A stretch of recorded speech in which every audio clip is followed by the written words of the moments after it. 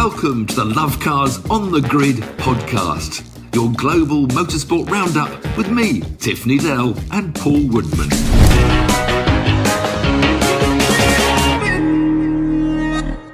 Welcome to Lovecars On The Grid, your global motorsport podcast. There were three major events over the weekend. One was in Formula One, one was in NASCAR, where most of the Formula One stuff was actually off the track, the drama. NASCAR was drama on the track to the very last corner. And of course, it was your birthday weekend as well. So many happy returns to you, Tiff, Needell. What was the birthday weekend like? Well, thank you very much. Well, very good, apart from the fact that the mighty Southampton lost when we were away at Crystal Palace, met the boys, had a nice Cajun spare ribs, a few red striped beers to go with the red striped shirts, and then we got lost 1-0. Should have lost 3-0 in the first half. We should have won 3-0 in the second half. Typical Southampton Palace. Great game. And actually, if you're not a football fan, I love going to the away games because all the home crowd, our boys are together. But those old-fashioned city centre grounds, there's so much atmosphere. Crystal Palace, wonderful place like Watford, Fulham. You go to these awful West Ham, huge Olympic stadium with no atmosphere, no history, awful cold places. So I enjoy going to Crystal Palace because it's a great place to go to. But people that don't understand football have no idea. But moving on back to our main sport, motorsport. Well, we're going to start off the track because it was Mexico for the weekend, Formula One, of course, but most of the drama was off the track and it's all kicking off all over the place. Where do you want to start? Because it's such a shame. Well, it really began with Christian Horner's, great. I reluctantly agree. I think the whole Red Bull, because we'll go on to Max later, they just got to walk away from. They've got to understand that they're not very liked after Abu Dhabi. It's not their fault, but it happened, and they just try to justify themselves all the time. I mean, going back to Abu Dhabi, even Mercedes, they sort of walked away from the appeal. Eventually, they said, no, for the good of motorsport, no, we're not going to carry on the appeal for a year. They might have won it in 12 months' time if they continued the appeal.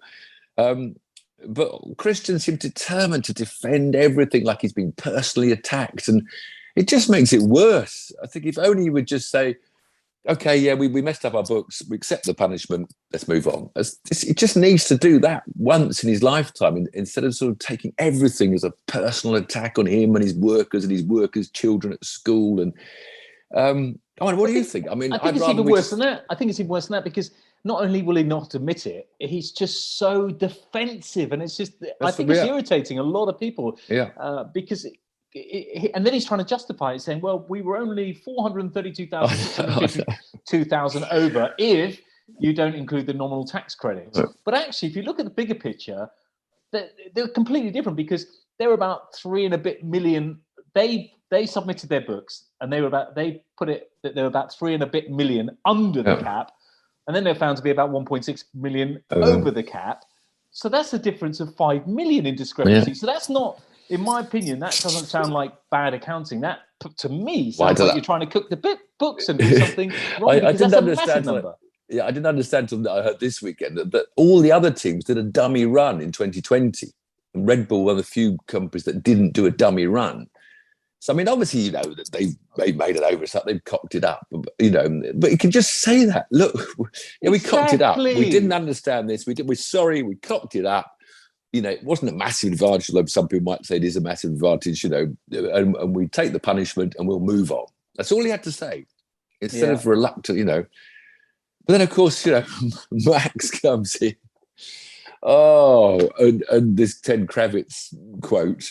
And so all the headlines were about, Horner upset about the punishment and rejecting it, and then Max refusing. Then nobody from Red Bull would speak to Sky because of what Ted said in the USA Grand Prix, where he said that, looking back and somehow, I don't know what the sentence was, but he said, Lewis was robbed. Yeah. Oh, and then Max Max, you're the world champion, Max. You're double world champion now. Just laugh about it. There will always be controversial, Max. You must understand, Max, that, in retrospect, the FIA said that Mr. Massey made a mistake. So to some people, they will translate that to they were robbed. Max, let me tell you. Let me just go back to Abu Dhabi. Let me tell you a couple of things here. Let me tell you a couple of things. Absolutely, I can categorically say I'll bet my mortgage on it that number one, Lewis Hamilton, like him or not, and I like him, but he's a bit, he's a bit of a bit of an acquired taste sometimes. Yes. How magnanimous he was in defeat. You would never, ever, ever have got Max Verstappen doing that. He would have been throwing his toys all over the place. Lewis Hamilton went up to him after and congratulated him. His father went up and congratulated him. There were hugs for them. Unbelievable sportsmanship where he was robbed because the FIA have said they made a mistake. That's number one. And number two, I would bet my house that Red Bull wouldn't have dropped that claim if it's the other way around. It's exactly the other way around. And Red Bull are fantastic. We mentioned last week what they've done for sports people all over the world. The brand's amazing. What they do for people is amazing. And clearly Max is one of the most talented racing drivers ever in the world. But I just wish I'd sometimes just say, you know what, we are normal and we make mistakes and come on, let's ride with it and let's move on. But you're right, it's so defensive all the time, so unnecessarily defensive. I mean, you can't write out of history and forever. When you read back in 50 years' time, the 2021 championship was marred by a controversial end to the season. It will always be a mark in the history books, whether Max likes it or not. I know it wasn't Max's fault. Max is just a brilliant driver. Yeah. With a slightly weird temperament, which we've often criticised. I mean, I was reading something to it. Apparently, a Dutch paper, or Dutch TV, accused Lewis of trying to murder Max at Silverstone in there. Because they always bring that up. Well, he would have won the championship if Lewis hadn't tried to murder him. But of course, Lewis was punished for that incident. It's a shame. I just want us all to forget it and move on. Okay, well, we're not going to forget it just yet. So, So, in terms of punishments, do you think that was enough punishment? I've no idea. I honestly don't care. 7 million. And I've really lost interest. I mean, how do you evaluate? I mean, did it actually improve the car? It probably didn't. Looking back, I know you could say that £3 million, you could have another 10 floors to your new car. It might have made the car a bit quicker. I somehow doubt it. And I think it's more of a bad accounting by the company rather than. Again, the word cheating. I mean, I used the word cheat. They cheated. What is the word cheats? Cheats official. If you make an innocent oversight, I suppose you're not cheating. It's a weird word, but now I just want to move on. I've no idea how to quantify. Okay, well, some people said on Twitter, they said, so if you spend more money, you get fined more money, but then you win more money. So why doesn't everyone cheat? Okay, that wasn't me. That was just on Twitter. But I'm with you. I think we need to move on. So Christian Horner did say, when he was giving interviews, others probably to the BBC, not to Sky, he said that it's the wind tunnel penalty is the big one for them, of course, because 7 million or whatever it is for them is nothing. He reckons it's going to be between a quarter of a second and half a second difference next year, which I don't know. I find it hard to believe. And you know what? This leads me on to something beautifully as well. The amount of times we hear people like him saying, "Oh yeah, we're not going to be very competitive on the weekend," or Crofty saying, "Oh, this is going to be so exciting. The last 5 or 6 laps now, where the tire degradation falls off," and you're watching, you're all excited, and you think, "Hang on a minute, there's 16 seconds difference here. Are the tires going to fall off that much? They never even fall off." Well, no, we're talking about all the race about later. entertainment. Such an anticlimax, but right. Let's talk about Lewis because he was in the headlines as well. A couple of times he was in the headlines. He was in the headlines for he was getting booed by the crowd at Mexico. I don't know why they picked him in Mexico. I suppose he's Red Bull. I suppose Mexicans are all massive Red Bull fans because Checo's in there. Probably got booed because he beat Checo once again. Embarrassed Checo. I mean, Checo should be finishing second. That car's so good at the moment. So he was fortunate to get the third. But the other thing with Lewis was this whole Alonso thing as well, because Alonso, I think this was a bit naughty. Alonso came out and said, well, Lewis Hamilton only had his teammate to beat with his 7 world championships, and Max has had the whole field to beat. So the he said the championships have less value when you only have your teammate to beat. Now, this was to a Dutch newspaper, I think, last week, wasn't it? And Fernando's a bit like that. He sees all these headlines of other drivers, and he wants to always be in the headlines because he still thinks he's the biggest name in Formula One. I mean, he is one of the greatest names in Formula One. Except when he didn't park his car, Fernando. That really annoys me. Annoyed me. Why didn't he just roll a bit further? Yeah, he could have rolled it through the gate. Yeah. And all these drivers, when these virtuals, when they talk park it, they all seem to just park it. Don't they think if they were a driver racing, how annoyed you'd be if someone had caused a virtual safety car by just carelessly not bothering to get in the bloody car? Now that we know we have to have virtual safety cars for any stoppage, or even worse, a full safety car, do your best, boys, to get the cars parked. Absolutely. So, but no, he said this to the Dutch paper, and he said they're less value than when you have to fight with a teammate. And Lewis, his response just said, "Oh, we had a bit of a giggle about it." Yeah. And apparently he tweeted a picture of him on the podium and Alonso second with a little thumbs up, So once again, Lewis didn't go, I know. Exactly. It's funny. He didn't say, I'm never going to speak to him again. And Alonso did retract it a little bit and said, look, I've got that quote. Yeah, which is, go on, you read it. Well, the one he said, he did retweet it saying, oh, yeah, every championship is wonderful. But he did end up saying he was tired of continuous search for headlines. The whole controversy began, Fernando, because you were looking for a headline by speaking to a Dutch newspaper and belittling Hamilton's titles. So look, Mercedes did go through an incredible purple patch with Hamilton. Well, you remember 17-18, Ferrari were dominating. Vettel was leading the championship for most of both of those years. Then they had a bit of bad luck, or Lewis just came through. So it's look back at Mansell with Williams. I mean, it's just dominated. Yeah, but Senna with McLaren. There's always been dominant years. That is the way of motorsport. But the thing about the race was, we finally thought, I even tweeted, we might actually get 6 cars dicing for the lead. Same thing. How exciting will that be next year? Because Ferrari were just such massive disappointment this weekend. How amazing would it be if we have at least 6 cars, and the others aren't that far behind now? They are. When you look at the first 10 laps of the race, it looks close in qualifying. Yeah. But no, Ferrari were just off the pace, and Leclerc had another crash, and they just didn't seem to be. It was such a shame when Mercedes finally get on the pace, Ferrari dropped out of the pace. And then, of course, starting on different tyres. Sometimes I wish they weren't allowed these tyre strategies. I wish they all had to start on the same tyres. But after 6 laps, the front 6 cars were all just spaced out. I know everybody says all the new regulations mean you can follow closer, but I still don't think they can. I think maybe the DRS should be a 2-second gap. If you're within 2 seconds, you can have the DRS open. Because how many times do we see them down that huge long straight? Because probably after the DRS detection, there's all that fiddly bit through the great big stadium. 30,000 people watching great big Grand Prix cars going around corners about 30 miles an hour. But nobody hardly ever overtook down that huge long straight, even with the DRS open. So if we have to have DRS, I think we should have it for 2 seconds. But everyone's spread out. But then, of course, us innocent little TV viewers, we're told by the great graphics, the red tyres only last 15 laps. I mean, Max did about 25, didn't he?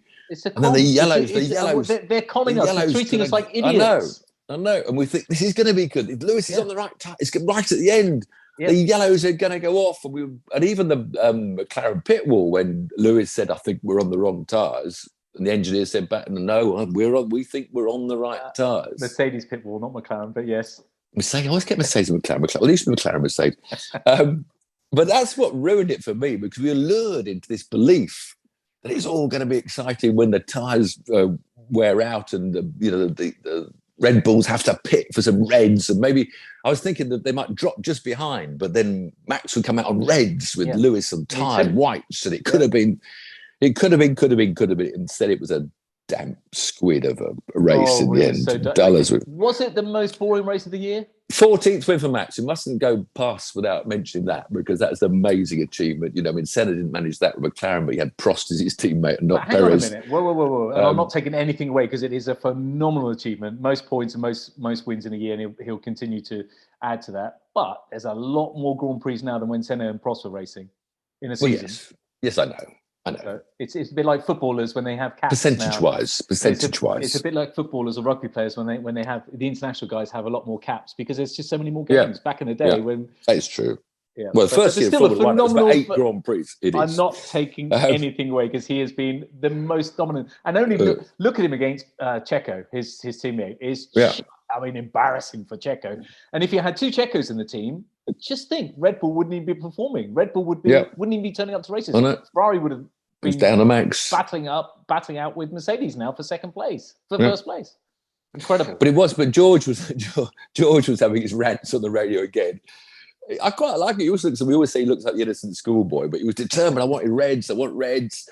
And he was pushed. I think it seemed like that when Lewis first went out, they seemed to reckon the whites were brilliant, because he was staying with Max on reds at that stage still, wasn't it? A tenth quicker. Yeah, and so they sort of then just brought in poor old George, who wanted to switch to Reds. In fact, at the end of the race, when Ricciardo had this amazing fight back on Reds, it looked like George maybe had the right idea, and maybe they should have gone much quicker and put him out on some Reds to change the strategy between the two cars. But that's the whole thing. Toto Wolff said before, we're going to mix it up. So that's what we all thought. Yeah. So I thought there was going to be one on hards and one on Reds. And take a bit of a punt, because otherwise he was only ever going to finish fourth place or third place at best. And going back to Daniel Ricciardo, I can't help but think, and probably millions of other people as well, why didn't he show this type of form or this type of energy in his previous races? Because he was magnificent. Well, he qualified better. It was a track that suited him because he qualified 11th, so he wasn't so far back down the field. So it's quite like some tracks in the fast-flowing tracks, like, of course, Monza when he won the Grand Prix, poor old Lando having led the team all year. So maybe it's just a track he enjoys. It was a shame he had to barge poor Yuki out. Yuki was having one of his better races. I mean, I think 10 seconds maybe wasn't enough. Yuki didn't think it was. I mean, that was horrendous for a Grand Prix driver. It just ruined his race. Yeah, I agree. 10 seconds wasn't enough. But he came through to be the best of the rest. Right. I want to talk about something. We just touched on the tyres with George. I want to talk about something because I think it's wrong that you can pit with a lap to go, change your tyres and get the fastest lap. Of course it doesn't seem right. It doesn't. Well, I'm with you on that. Dump that stupid idea. I wish it will happen one day, but it hasn't happened yet. I wish somebody had a bad pit stop and they dropped the place and they lost more than the 1 point. I really. Well, that did happen. Who came in somewhere and then came out? Yeah, it did. I can't remember who it was. A year ago, didn't it? It was a Ferrari. I'm sure it was a Ferrari. Yeah, it was about to be a Ferrari. It had to be a Ferrari. But I get rid of that stupid point. Well, a point for fastest lap has been in and out of Grand Prix racing ever since it began in 1950. I think some years they had it and then they dropped it again. Then had a point for pole, and I just would drop it completely. It's a stupid thing, unnecessary. Look, either way, if you want to have point for fast lap, great with me. But don't have it if you come into pit for new tyres within the last 2 laps or something. So right, we agree. We're going to dump that. Yeah. Alex Albon had a good run. Just a couple of other mentions. I mean, everybody else was sort of Bottas had a drop backwards as he always does in a race. He's never quite racy he just hasn't got that race temperament, has he? Think how good Alfa Romeo could be, because I don't think Valtteri's a superstar driver, and certainly don't think Yao is either. Where would Alfa Romeo finish if Max Verstappen was driving for them? Yeah. Where would they finish? I'm asking you the question. Well, 6th probably. I mean, seventh. Maybe gets more. 5th and 6th. Yeah. The Aston Martins, 1 minute you think flipping hell, they're on, we saw Vettel battling away in America and all looking good, and then they ended up 14th and 15th. So I'm not sure. You share your birthday with Lance Stroll. Aston Martin. Yes, Lance. Happy birthday, Lance, for Saturday. Same as me, slightly younger. And today's Derek Bell, who's slightly older. Only ever so. Derek is slightly older. Yeah, I think the Fernando Alonso is going to end in tears. I don't know why. It's a horrible feeling. Fernando, it's not going to go well with us. I hope it does, but I fear that we're going to have another Fernando bad choice. Although the bank balance looked good, Fernando, so I wouldn't worry too much. So yes, a disappointing race, a massive drama from Mexico, and we really need to somehow move on and bury all those hatchets. It's always going to be a question about the history books, as I said. But we've got to start looking forward to forgetting about it. And guess what? It was another record-breaking crowd. Every single Grand Prix now is a record-breaking crowd. But I think there's only it must be more than that. But they said about 80,000 people watching. But there'll be more than that on Sunday. There was 350,000. Well, Mexicans are just mad. Any motorsport, they're mad for them. They've got that incredible baseball stadium. I don't think it is a baseball stadium anymore. That's what it was built for. To just fill the crowd. They were just cheering every time Checo went by. Checo, he's got get rid of Checo. That's another thing I'll do. If I was Christian Horner, who's now not talking to Sky Sports, who seems to really please a lot of people on Twitter by not speaking to Sky Sports because it was getting a bit over the top. Get rid of Checo. Get someone else in. He's not. Yeah, but there aren't many others. But there aren't many others. Who would you put in? Only Lando Norris is about the only person I'd try and steal if I was Red Bull. Otherwise, to be honest, I mean, you're better off with a safe Checo than a who would you put in then? Come on. You're Christian Horner for a day. Well, I'm not. I'm probably not going to be doing. I'm probably not going to be doing Caterham next year, so I might be available. Right, are we moving on from Formula One? Before we go to NASCAR, which was pretty epic, I have to say, got a couple of other things I want to talk to you about as well. So, Porsche Carrera Cup in Asia, and I know you saw this, but we spoke about for the last several weeks about using runoff and then coming back on, not a safe re-entry, and it happened again. And it's just so disrespectful for everybody involved, because you're terrible going off the track using the escape road or wherever. I mean, he was pushed off, but fair enough. That happens in motorsport. It does, but he doesn't give you an excuse. Yeah, he just comes back on. Obviously, red mist. Full throttle because he was on the tarmac, so he didn't have to lift. So he stayed full throttle and and he wrote off 5 Porsche 911s. So he did about £500,000 worth of damage at least. And other people's cars and other people's races. Look, so the money is obviously important, unless you're wealthy like you. But it's more about you're just ruining people's weekends and dreams and titles. And speaking of titles, should we go to WRC, because there was a title, wasn't there? Was it? Have we got that to talk about? No, it was weeks ago. It's all over. It's all over. Let's move on to NASCAR, because you wanted drama on the track. The Martinsville race was absolutely packed full. So somebody I know said that it was the best ever overtake forever. But we have to go right back to the sort of the build up and what was going on in the race. That's what NASCAR's all about. It's long bits. I might have said that, yeah. So we're it's this championship, the playoffs, and so at the moment there's 8 drivers still in it, and it was going to drop to 4 after Martinsville. So only 4 drivers could get through to be the champion next week over in where are they going? I've got it written down, Phoenix. So, but one driver was straight. So Joe Logano was already he won a race. And Chase Elliott was virtually, he had so many points. It's all about the points. And points are scored by what positions you finish in each race ahead of other drivers. So 2 people virtually in anyway, but 3 drivers, Ryan Blaney, Chase Briscoe, and Christopher Bell, were so far behind the points, they had to win to get in. So you got that element of 3 drivers, all they had to do was win. And the 2 drivers that, if one of those 2 won, would then battle over who got in for the last on points, were Ross Chastain and Denny Hamlin.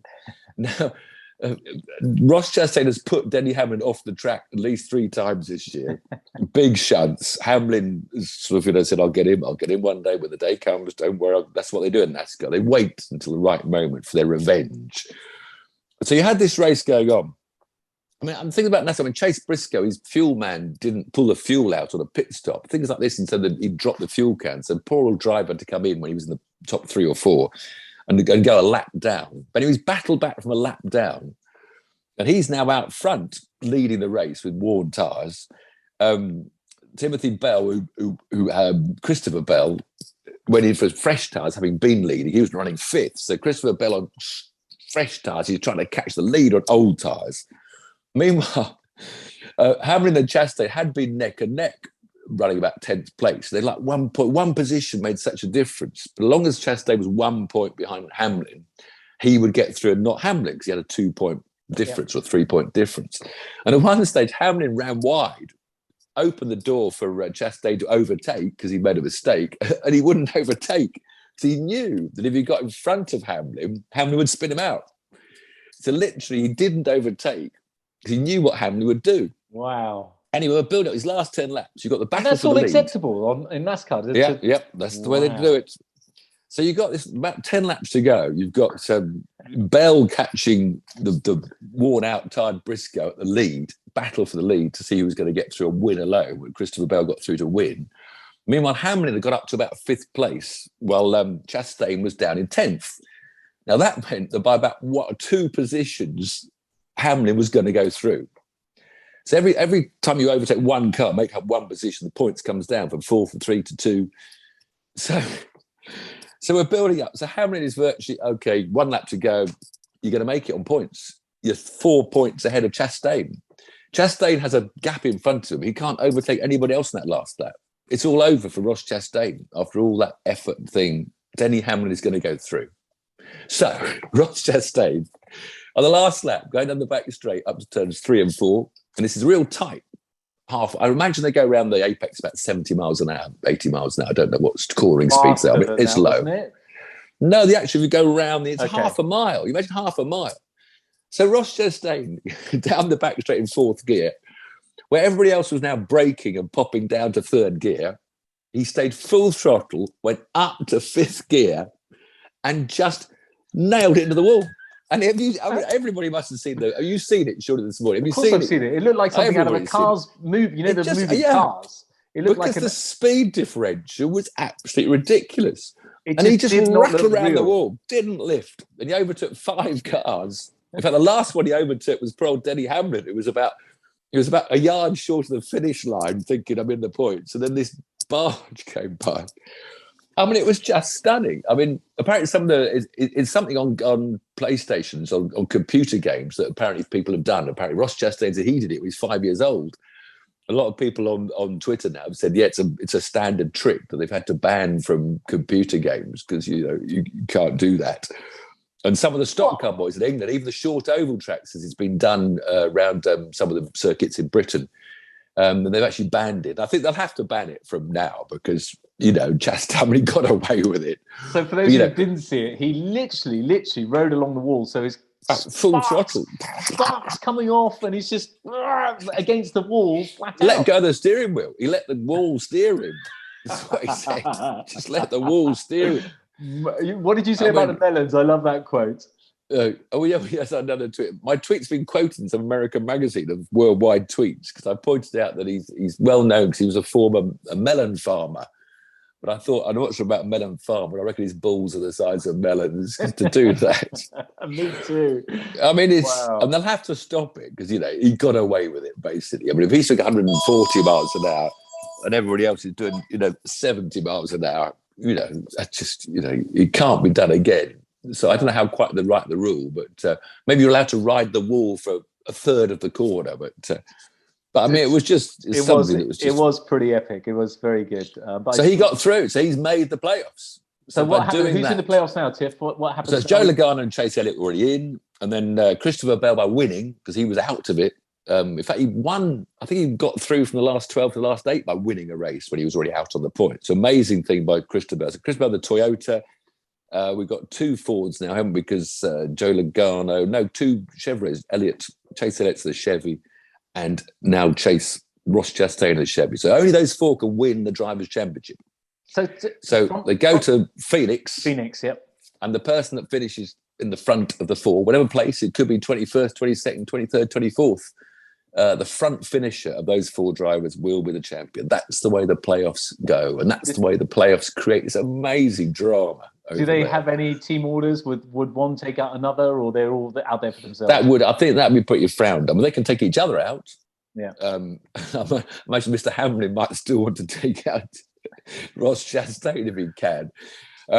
Unfortunately, it also happened in the Xfinity the night before when this Gibbs kid, Ty Gibbs, last lap, the same track, obviously, the day before the Xfinity races, he just nailed his teammate to win the race and put his teammate, who would have got through to the Xfinity playoffs, which are also the same system.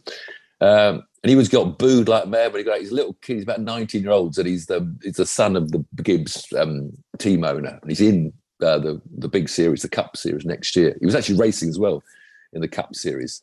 But he got booed to hell for that little move because he just shunted his teammate out of the lead. And even all the NASCAR boys said, you can nudge. It's a sort of, you're allowed to tap to get them out of shape, which almost British touring cars allow to a certain extent. You're allowed to do a little bump, which just gets them a bit sideways. You can't just come down and slam dunk them into the wall.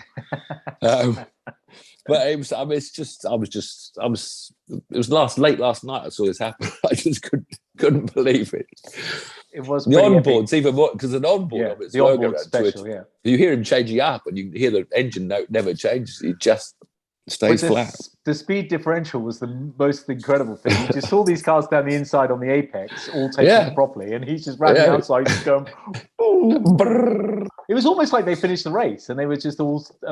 They were all processional laps or something. Anyway, there was. Tiff, do you ever see? Because I don't watch much NASCAR. Do you ever see a breakaway where the lead car will be so fast he'll get a complete breakaway from the pack and then rejoin the pack? It never happened in an oval. Well, no, they're always lapping people. I mean, but the lead car's so far ahead that it managed to come back up and join the lead pack again. Well, you can lap 30 of the field and end up with only 10 on the same lap. They have been quite a long way away, but there's almost always cautions towards the end of races, people hitting each other. So it's show business. Yeah, it is show cautions business. And yellows breed yellows. And the Melon Man, if the Melon Man wins next Sunday, it will be the most epic tale ever. I mean, he told a story, I think about 3 years ago, he'd lost his ride in Xfinity, and he went back to the days when he ran on one set of tyres for the whole season, and their ambition in their little team was to be only one lap down at the finish. If they did that, that was a good weekend's racing for them, And then he just got this drive with, I don't know what team gave him the chance, and I think he's not loved by all, because I think he's fairly wild. As I said, he's put Hamlin out twice this year already, and he put the 6 goal start stories without the name written in front of me. You all know the 6, obviously. Yeah, the former two. The former two. Don't ask me. We put him out wide, and he didn't care that happened. So it does happen. So do have a go and watch the finals at Phoenix. Okay, there will be fireworks. And that's next week when we will crown the champion of 2022. Yeah. There's also a couple of other champions to be crowned next week. We got MotoGP from Valencia as well. So 2 champions there, because that's a rubbish circuit, Valencia. It's such a shame that the motorbikes end up at Valencia. I never liked the look of it. I saw a DTM race like there, and they were more off tracks than they were on tracks, because they have no track limits at DTMs. Or was it a GT? I don't know what it was, but it was terrible. So unfortunately, yes, the Moto3 champ has already been crowned, the Spaniard Aizen Guevara. But we've still got the Moto2 to be decided. Augusto Fernandez, the Spanish guy, is 9.5 points ahead of Ogura, after Ogura did that clumsy crash out on Malaysia and dropped his championship lead. And for MotoGP, it looks like Francesco Bagnaia will win. He's 23 points ahead of the French champion, Fabio Quartararo. But it'll still always be entertaining. Moto is always entertaining. So 2 really entertaining, not much on, but the 2 that are on promise entertainment galore. Entertainment as well. Have you seen my Instagram? Because I did a happy birthday post for you, and you've had lots of people say, happy birthday, Tiff, wishing you many happy returns. Lots listen to our podcast. Yes, and thank you very much for all your kind tweets and Instagrams and comments. Yeah. No Formula 1 next week, of course. Brazil in a couple of weeks' time. Then the finale at Abu Dhabi. So looking forward to Brazil. Fabulous track. Love watching Grand Prix cars around there. Not really looking forward to Abu Dhabi. Rather forget Abu Dhabi completely. Yeah. I wonder what. Maybe they do a tribute to Lewis. I was robbed, Governor. I was robbed.